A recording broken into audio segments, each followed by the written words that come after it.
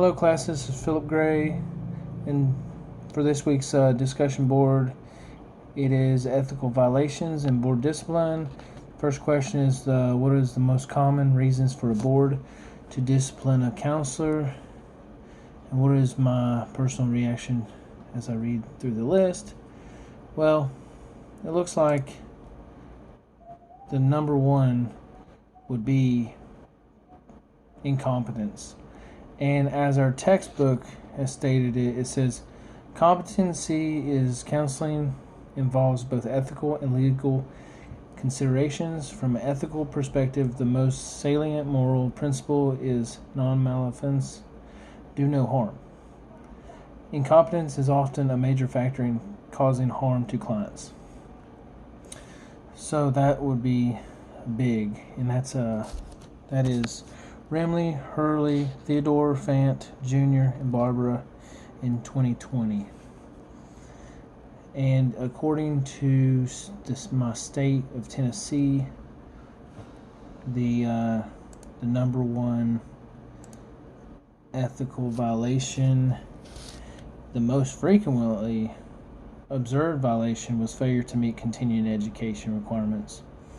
And it says it is important to mention, however, that 95% of those incidents originated from Tennessee. So that is that one. And then the ACA's 10 most prominent ethical issues.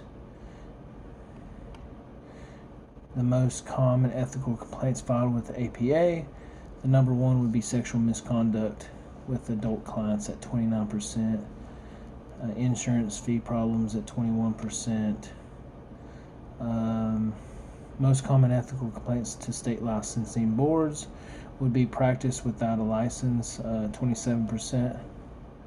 And they did 20% sexual relationship with the client. The disciplinary action taken was license revoked or suspended. And that was number one at 34%. And then number two would be other action, letter sent, probation, 27%. At 26% was complaints formally investigated but was dismissed. So there you go on that. And what comes to mind when I think about all this is that counselors need to honor the requirements to continue education, because by doing that, then counselors can be held reliable or liable and at a higher standard, so they can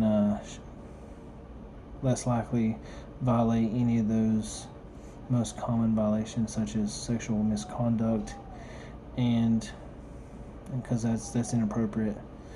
And they said that continuing education was being violated in Tennessee, so we need to make sure that counselors are being held at a high standard, because we're supposed to do no harm according to the ACA Code of Ethics, because code number one is welfare of the client, making sure they are good and there's no harm done, and that it's clearly known that